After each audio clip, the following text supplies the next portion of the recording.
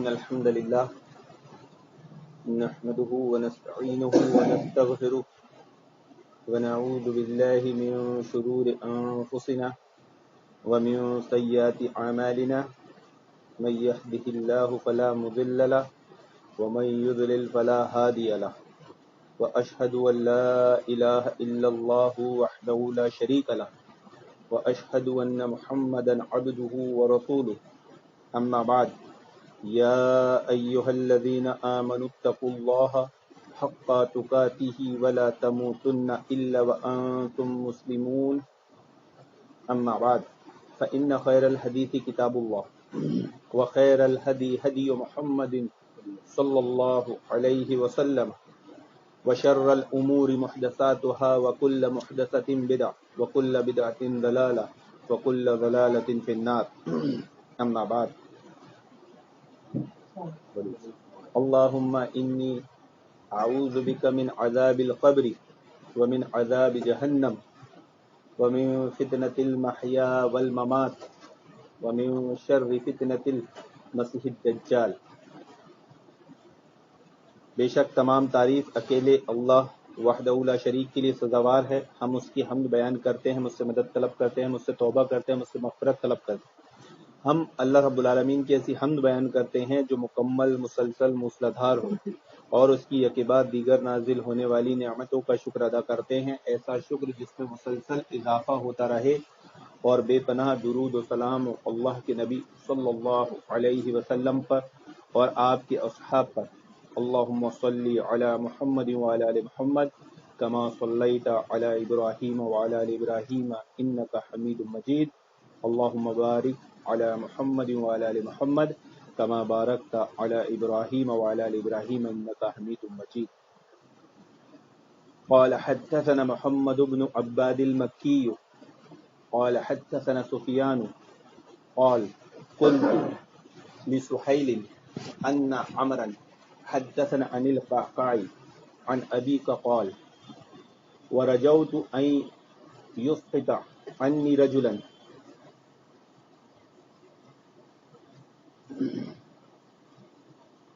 سمعته من الذي سمعه منه أبي كان صديقا له بالشام ثم قال حدثنا سفيان عن سهيل عن عطاء ابن أبي يزيد عن تميم الداري أن النبي صلى الله عليه وسلم قال الدين النصيحة قلنا لمن قال لله ولكتابه ولرسوله ولأئمة المسلمين وعاماتهم۔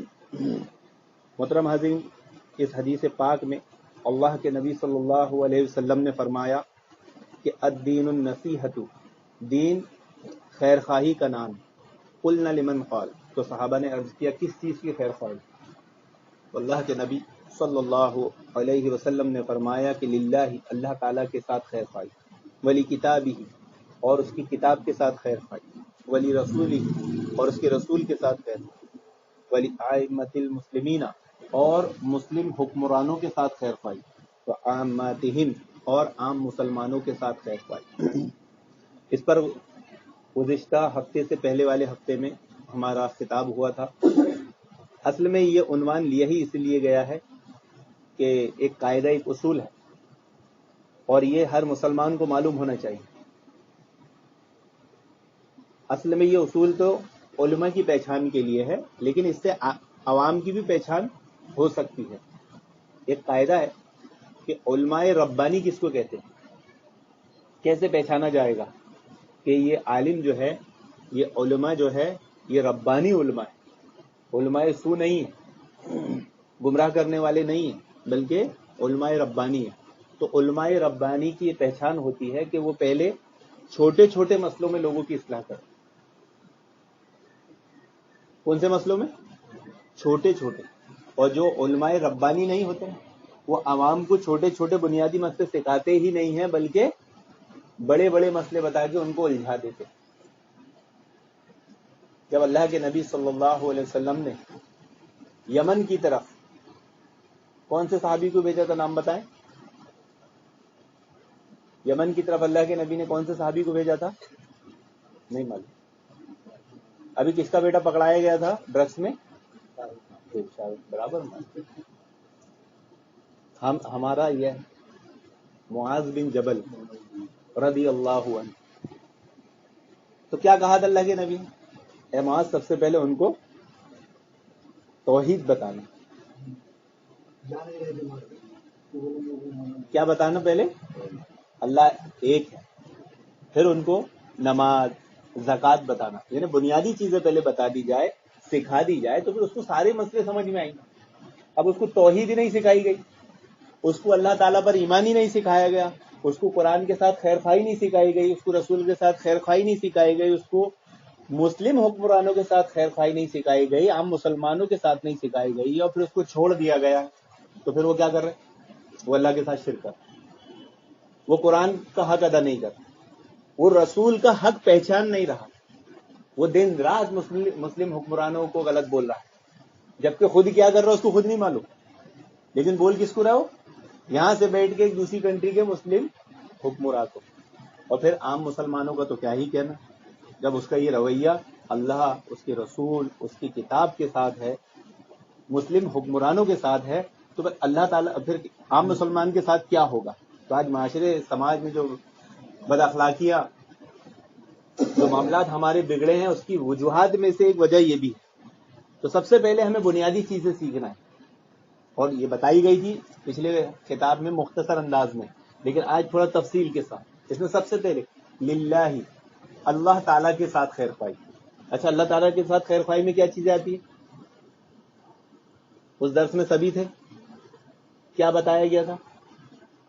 کیونکہ علماء ربانی کا یہ کام ہے کہ سکھائیں، تو علماء ربانی کے پاس بیٹھنے والے، سامنے بیٹھنے والوں کا بھی یہ کام ہے کہ وہ سیکھیں، ان میں بھی وہ جوش ہونا چاہیے. نہیں تو عالم صاحب آئے، وہ برابر بیچارے فکر کر رہے ہیں، سکھا رہے ہیں، اب پبلک ہی سیکھ نہیں رہی ہے، پبلک ہی یاد نہیں رکھ رہی، پبلک ہی دھیان نہیں رکھ رہی ہے.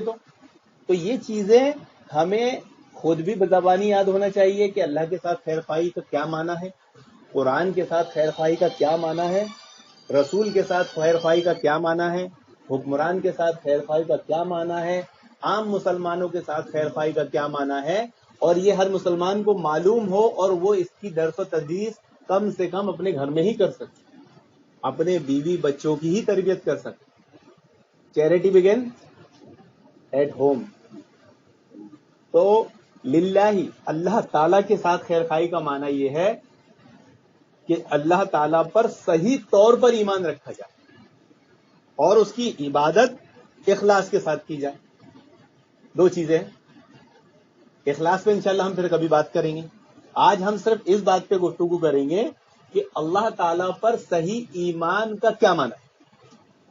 کیسے پتا چلے گا کہ ایک مسلمان کا ایمان اللہ رب العالمین پر صحیح طور پر ہے؟ بتائیں، کوئی بھائی جواب دے. کیسے پتا چلے گا؟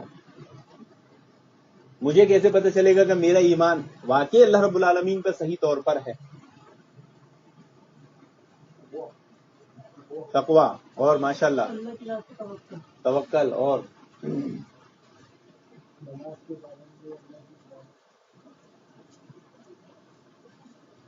بہت دماغ کو دوڑائیے، کیونکہ دین میں تھوڑی دیر تدبر کرنا رات بھر عبادت کرنے سے بہتر ہے.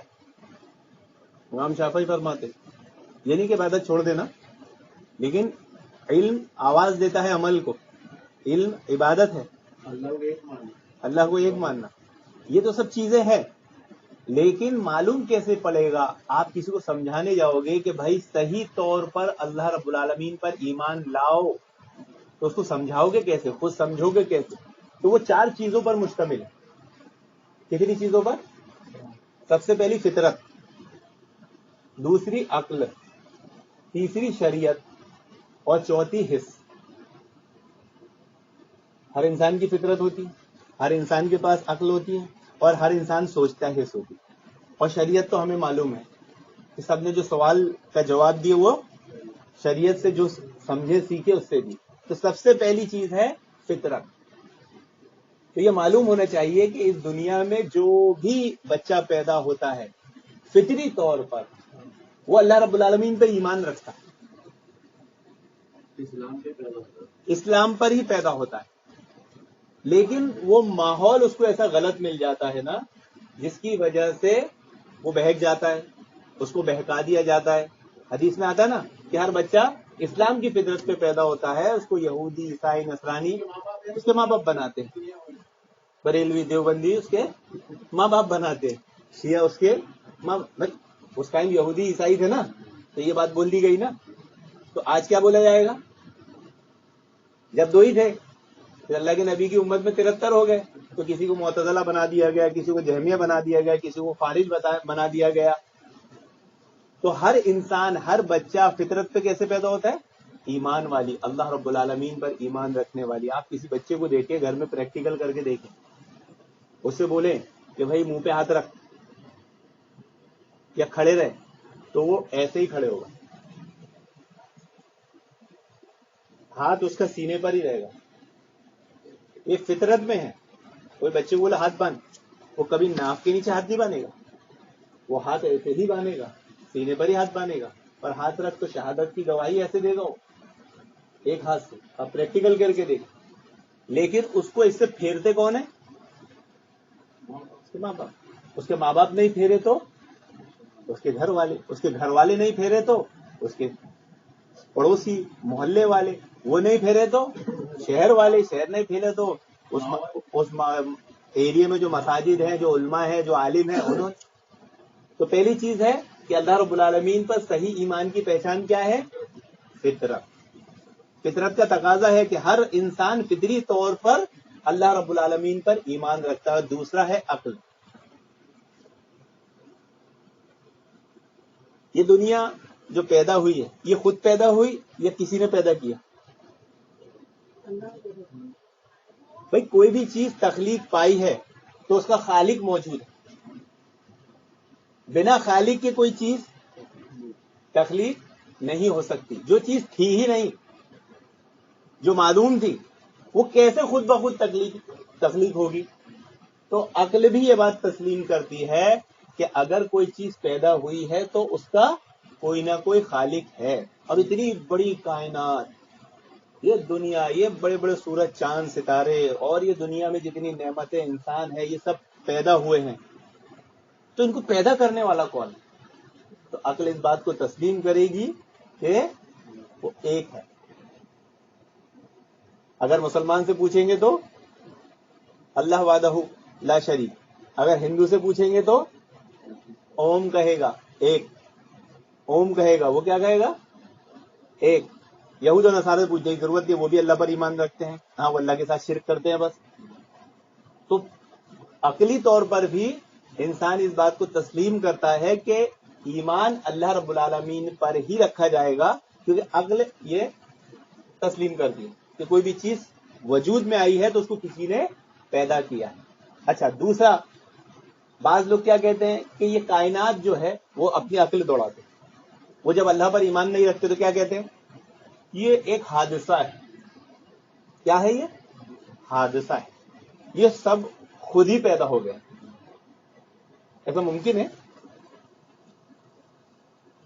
اتنے بڑے بڑے سورج چاند ستارے، یہ عقل والے لوگ نہیں ہیں، یہ عقل لڑانے والے لوگ ہیں.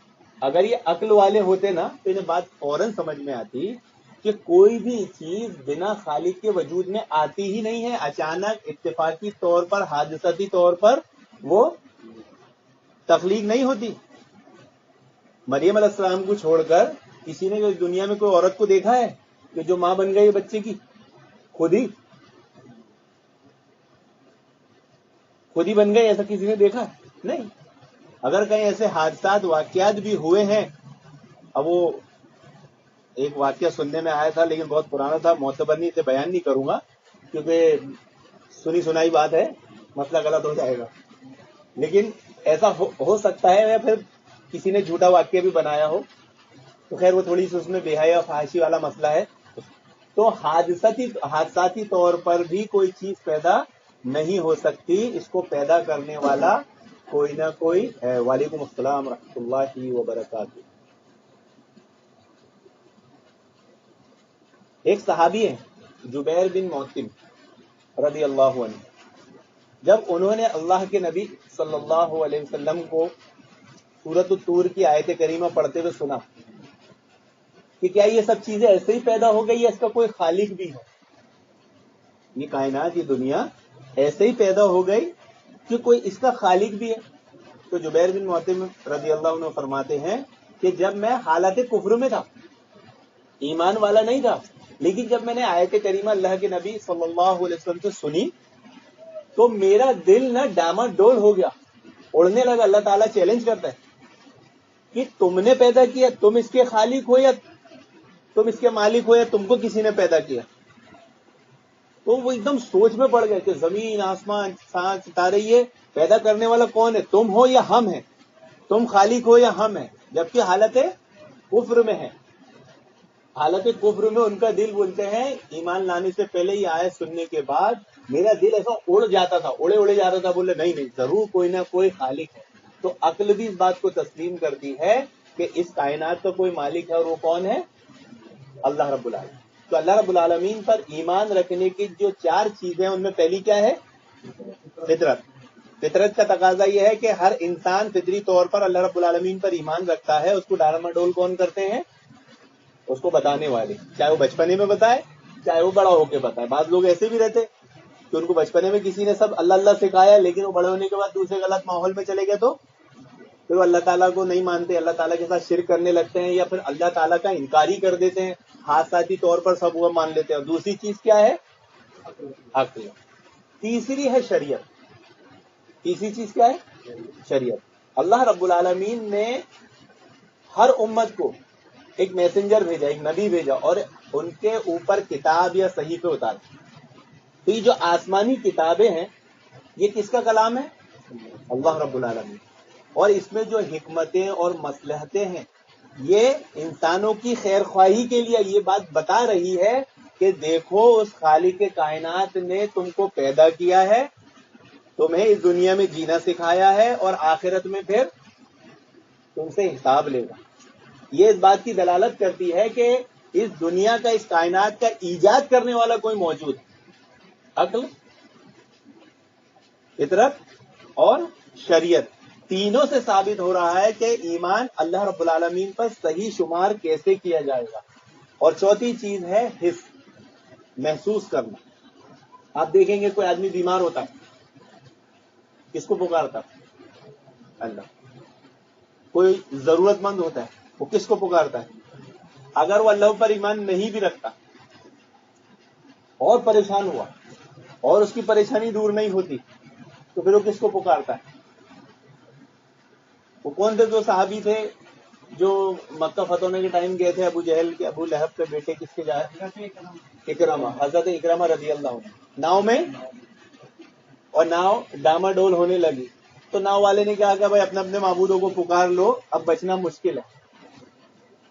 انہوں نے پہلے اپنے معبود کو پکارا تو ناؤ سنبھلی نہیں، تو پھر ناؤ والے نے کہا کہ تم اب محمد کے معبود کو پکارو، ناؤ سنبھل جائے۔ تو انہوں نے جیسے پکارا پانی سے بچ گئے۔ تو انسان میں حس اور محسوس کرنے کی جو طاقت، قوت ہے، اس سے بھی پتہ چلتا ہے کہ اللہ رب العالمین پر ایمان رکھنے کا صحیح معنی کیا ہے۔ ضرورت میں آدمی کس کو پکارتا ہے؟ مصیبت میں آدمی کس کو پکارتا ہے؟ جب اللہ کے نبی صلی اللہ علیہ وسلم خطبہ دے رہے تھے، صحیح بخاری کی روایت ہے، ایک صحابی، ایک شخص آیا، ایک بدو آیا، ایک عربی آیا، اور اللہ کے نبی صلی اللہ علیہ وسلم سے خطبے میں کہا کہ آپ دعا کیجئے تاکہ بارش ہو جائے۔ کیوں؟ کیونکہ ہمارے جانور مر رہے ہیں، ہلاکتیں ہو رہی ہے، سب فصلیں، جو بھی چیزیں، سب کچھ برباد ہو رہا ہے، بارش نہیں ہو رہی۔ اللہ کے نبی صلی اللہ علیہ وسلم نے دعا کی، بس آپ دعا کر کے ممبر سے نیچے ہی اترے تھے کہ صحابی کہتے ہیں کہ جب اللہ کے نبی خطبہ دے رہے تھے تب آسمان ایک دم صاف تھا، اور بس جیسے ہی آپ نے دعا کی تو مدینہ کے چاروں طرف سے بادل آ گئے، اور اللہ کے نبی خطبہ دے کے ممبر سے نیچے اترے تو بارش شروع ہو گئی، اور بارش کے چھینٹے اللہ کے نبی صلی اللہ علیہ وسلم کے چہرے پر دیکھے گئے۔ یعنی پتہ کیا چلو اس ٹائم میں کہ مساجد ایک کچی تھی، یعنی کھجور کے پتوں کی چھتیں ہوتی تھی نا، تو اگر بارش اس میں ہوگی، تیز بارش، ہلکی بارش میں منہ پہ چھینٹے نہیں آئیں گے، ہلکی بارش میں بہت زیادہ بارش ہونے کے بعد، پانی جمنے کے بعد چھینٹے آئیں گے۔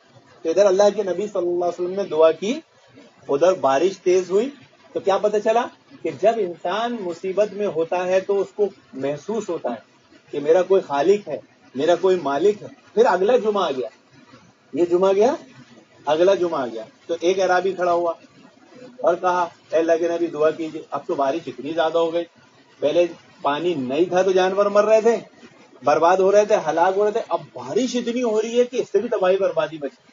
اللہ کے نبی صلی اللہ علیہ وسلم نے جیسے ہی دعا کی کیا ہوا؟ فوراً بادل ایسے چھٹنے لگے. تو معلوم کیا ہوا کہ حس محسوس کرنے کے سے بھی پتہ چلتا ہے کہ انسان کا خالق کون ہے؟ اللہ رب العالمین. اب آپ دیکھیے انبیاء علیہ السلام کو اللہ رب العالمین نے جو معجزہ دیا، موسیٰ علیہ السلام کو معجزہ دیا، آپ عصا مارتے تھے، سمندر پہ عصا مارا، پانی پہ عصا مارا تو کیا ہوا؟ پانی میں 12 خشک راستے بن گئے، 12 خشک راستے، اور ایسے پانی پہاڑ بن کر کھڑا ہو گیا. عیسیٰ علیہ السلام کو دیکھیے کہ عیسیٰ علیہ السلام اللہ کے حکم سے مردوں کو قبروں سے نکال کے زندہ کر دیا کرتے. اللہ کے نبی صلی اللہ علیہ وسلم کو دیکھیے کہ مکہ والوں نے جب آپ سے معجزے کا مطالبہ کیا تو آپ نے چاند کی طرف اشارہ کیا تو اس کے 2 ٹکڑے کر دی. یہ سارے دلائل کیا بتاتے ہیں کہ انسان محسوس کرتا ہے، اس میں حس ہے، اس میں سمجھ ہے، اس میں احساسات ہیں. تو اللہ رب العالمین پر صحیح ایمان لانے کا معنی مفہوم جو ہے وہ 4 چیزوں پر مشتمل ہے. نمبر 1 فطرت، نمبر 2 عقل، نمبر 3 شریعت، نمبر 4 حس. تو جب یہ 4 چیزیں انسان کو سمجھ میں آ جائے گی تو اس سے یقین ہو جائے گا کہ میں نے اللہ رب العالمین پر صحیح طور پر ایمان رکھا. بھائی ایک آدمی تینوں چیزوں کو مانے، فطرت کو مان لیا، شریعت کو مان لیا، حس کو مان لیا، عقل کو نہیں مانا، میں نہیں مانتا. اللہ تعالیٰ نے کیسے پیدا کیا؟ ایمان ہوا؟ چاروں کا انکار کرے یا چاروں میں سے کسی ایک کا انکار کر دے، اگر وہ حس کو نہیں مانے گا تو اسے کیا کرنا پڑے گا؟ انبیاء کے معجزے کا انکار کرنا پڑے گا. تو اللہ پر ایمان ہوا؟ تو اللہ تعالیٰ کے معجزوں پر ایمان رکھنا یہ کیا ہے؟ یہ بھی اللہ پر ایمان صحیح رکھنے کی علامت ہے. اب اللہ کے نبی صلی اللہ علیہ وسلم کو اللہ تعالیٰ نے معجزے دیا تھا کہ یہ ہم مسلمانوں کو معلوم ہونا چاہیے کہ اللہ کے نبی کو اللہ تعالیٰ نے معجزوں کی شکل میں کیا کیا دیا. ابھی ہم نے دیکھا اللہ کے نبی کو چاند کی طرف اشارہ کرتے ہوئے، کنکریوں کو کلمہ پڑھتے ہوئے، اور کیا تھا؟ ایسی کون سی چیز ہے جس معجزے کا مسلمان بھی انکار کر سکتا ہے؟ کلمے والا تو کوئی انکار نہیں کرتا، چاند کے ٹکڑے والا کوئی مسلمان انکار نہیں کرتا، لیکن ایسی چیزیں ہیں جن کا آج افسوس کے ساتھ کہنا پڑا ہے کہ مسلمان قوم انکار کرتی ہے، اسے معلوم بھی نہیں. انبیاء کو جو پیشن گوئیاں بتائی جاتی ہے یہ بھی معجزہ ہوتا ہے. آنے والی جو خبریں ہوتی ہیں نا یہ کیا ہوتا ہے؟ معجزہ ہوتا ہے. کون دیتا ہے یہ خبر؟ اللہ تعالیٰ دیتا ہے کہ بھائی قیامت تک یہ معاملات ہوں گے. اب اللہ کے نبی صلی اللہ علیہ وسلم نے فرمایا لا تزال طائفۃ من امتی ظاہرین علی الحق، میری امت کا ایک طائفہ حق پر رہے گا، قیامت تک حق پر رہے گا، نقصان پہنچانے والے سے نقصان نہیں پہنچا سکتے. تو یہ اللہ کے نبی کی پیشن گوئی ہے، یہ معجزہ ہے. اب اس معجزے کو ماننا اللہ رب العالمین کو بھی ماننا ہے اور اللہ کے نبی صلی اللہ علیہ وسلم کو بھی ماننا ہے، اور اس معجزے کا انکار اللہ اور اس کے رسول دونوں کی تکذیب ہے. تو آج دیکھیں گے کہ اس معجزے کا خود مسلمان انکار کرتے ہیں کہ نہیں. جب یہ کہا جاتا ہے کہ بھائی وہ طائفہ صرف اہل حدیث ہے جو قیامت تک حق پر رہے گا تو کیا بولتے ہیں؟ نہیں وہ تم نہیں ہو، وہ تو پرانے والے تھے.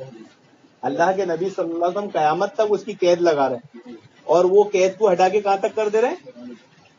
پرانے زمانے میں واپس لے جا رہے ہیں. نبی کہاں تک بول رہے ہیں؟ قیامت تک. اور وہ سے کہاں لے جا رہے ہیں؟ زمانہ خیر القرون تک. یعنی نبی پہلے مضارع استعمال کر کے ہمیشگی اس میں بتا رہے ہیں، ہمیشہ، اور وہ اس کو کیسا کر دے رہے ہیں؟ لمیٹڈ. تو یہ معجزے کا انکار کرنا. پھر بات دوسری طرف چلی گئی. بتانے کا یہ مقصود تھا کہ دین کے ساتھ خیر خواہی کا مطلب یہ ہے کہ اللہ رب العالمین پر صحیح ایمان پہلی چیز. اگر یہی غلط ہو گیا تو پھر آگے اگر آدمی سمجھے گا بھی تو کیا ملنے والا؟ وہ رسالت کو سمجھ لے، وہ قرآن کو سمجھ لے، وہ قرآن کی خیر خواہی سمجھ لے، وہ مسلم قرآنوں کی خیر خواہی سمجھ لے، وہ عام مسلمانوں کی خیر خواہی سمجھ لے، لیکن اللہ رب العالمین پر صحیح ایمان کو نہیں سمجھا تو کیا حاصل؟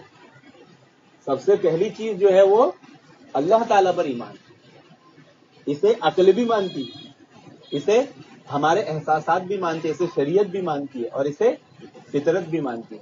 عبداللہ ابن مسعود رضی اللہ عنہ ایک بہت ہی مشہور صحابی۔ اب ہم یہ جو دعوت تبلیغ کا کام کرتے ہیں، وہ دیکھیں عبداللہ ابن مسعود کیسے تھے۔ ایک شخص تھا جو بہت اچھا میوزک بجایا کرتا تھا، مطلب گائیکار تھا بہت اچھا۔ زازان کیا نام تھا، زوزان یا زازان، بہت اچھا۔ اس کی آواز ایسی تھی نا کہ اس کی آواز سن کے لوگ مدہوش ہو جایا کرتے۔ عبداللہ ابن مسعود کو دیکھیے، جیسے اس میں آج اپن یہاں بیٹھ کے کیا کام کر رہے ہیں؟ ہم اللہ کا دین، اللہ کی توحید بتانے کی، سمجھنے کی کوشش کریں، تو یہ مراحل ہمیں زندگیوں میں آئیں گے نا۔ اب دیکھیے عبداللہ ابن مسعود رضی اللہ عنہ کا عمل کہ وہ شرابی تھا، بہت اچھا گائیکار تھا، اور وہ ایک گھر میں بیٹھ کر محفل بنا کر چند دوستوں کے ساتھ شراب پیتے بیٹھا ہوا تھا۔ عبداللہ ابن مسعود اس محفل میں گھسے، سارے اس کے جو پیانو تھے، جو بجانے کے آلات تھے، سب توڑ دی، اور جو شراب کے برتن تھے سب الٹ دی۔ اب ایسی شرابی کی محفل میں جا کے کوئی کرے؟ دین کی دعوت دینے گئے تھے وہ۔ اپن تو نارمل حالت میں کسی کو دین بتانے میں، ارے مت بھائی، ارے بوال ہو جائے گا، ارے مت بتا۔ قبرستان میں کسی کو سنت بتائے، رے بدعت سنت، ارے مت بولتے تیرے کو دفن کر دیں گے ہے نا۔ شادی میں اگر کسی کو بتانے آئے تو بولے سارے تیرا ادھر نکلنے کے بعد طلاق ہو جائے گا یہاں۔ عبداللہ ابن مسعود جبکہ بہت دبلے پتلے صحابی تھے، کوئی موٹے ہٹے کٹے نہیں تھے، بہت دبلے پتلے تھے، ان کی جرأت ہمت دیکھی کہ وہ کہاں وہ چلے گئے، ایسی محفل میں گئے جو شرابیوں کی محفل تھی۔ عام جیسے اس محفل میں کوئی آ جائے تو الحمدللہ یہاں تو سب کوئی ایسا عمل نہیں کرتا نا، سب تقوی کے زیادہ تر قریب ہے، گٹکے وٹکے کو چھوڑ کر، ہے نا، اس کو چھوڑ کر تقوی کے زیادہ قریب ہے۔ آ کے بولنے کی ہمت کرے گا؟ نہیں۔ ہم کریں گے؟ نہیں۔ عبداللہ ابن مسعود ایسی محفل میں گئے، اس کے حالات توڑ دیے، اس کے برتن پلٹ دیے، اور اس کو کیا پیاری بات کہی، بولے تیری آواز اتنی پیاری ہے، اگر تو اس کے ذریعے قرآن پڑھے گا تو کتنا مزہ آئے گا۔ بھائی سوال یہ آئے گا کہ ایسی محفل میں اگر جائے آدمی تو دعوت کیسے لے، دعوت کا طریقہ کیا ہونا چاہیے؟ اس کی غیرت کو انہوں نے کیسے للکارا، کتنے خوبصورت الفاظ میں۔ وہ نشے کی حالت میں سوچتا رہے گا نا، کیا بات بولی انہوں نے کہ تیری آواز بہت اچھی ہے، اگر تو اس میں قرآن پڑھے گا نا اور اثر آئے گا۔ اس پر اتنا اثر ہوا کہ اللہ رب العالمین نے عبداللہ ابن مسعود کے ذریعے اسے ہدایت دی، اور وہ ہدایت پایا۔ پھر وہ جو معاملات ہوئے وہ بہت خوش ہوئے، اس کو خوب انعامات دیے اور اس کو دعائیں دی وغیرہ وغیرہ۔ علماء نے کیا لکھا ہے اس کی شرح میں کہ عبداللہ ابن مسعود رضی اللہ عنہ بہت متقی اور پرہیزگار تھے، اولیاء صفت تھی۔ یعنی اولیاء صفت ہونے کے لیے یہ جرت، یہ ہمت کب آتی آدمی کو معلوم ہے؟ کہ غلط محفل میں جا کر لوگوں کو دین کی بات بتا دینا، اٹھ جاؤ صبح ہو گئی۔